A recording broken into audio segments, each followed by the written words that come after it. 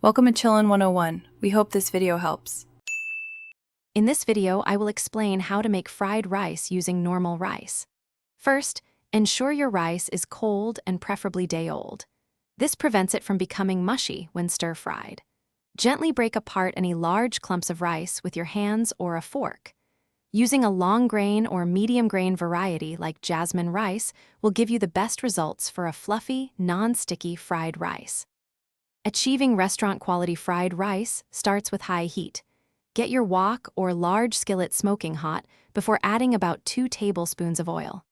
Quickly stir-fry aromatics like minced garlic and ginger for about 30 seconds until fragrant. Next, add your chosen proteins, such as shrimp or chicken, and cook them until nearly done before setting them aside. Now it's time to add the star, your cold rice. Spread it evenly in the hot pan and let it sit for a moment to get a slight crisp, then stir-fry vigorously. Push the rice to one side and add a splash of soy sauce, a dash of sesame oil, and a small pinch of sugar directly to the hot pan before mixing it all in. Finally, fold in any scrambled eggs and your earlier cooked proteins and vegetables.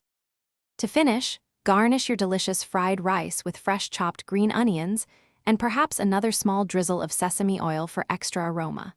Serve it immediately as a main dish or a flavorful side. Leftovers store wonderfully in an airtight container in the refrigerator for up to 3 days, making it perfect for quick meals.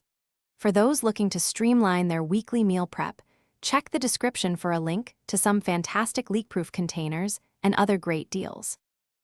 Thanks for watching. Consider subscribing if we helped you.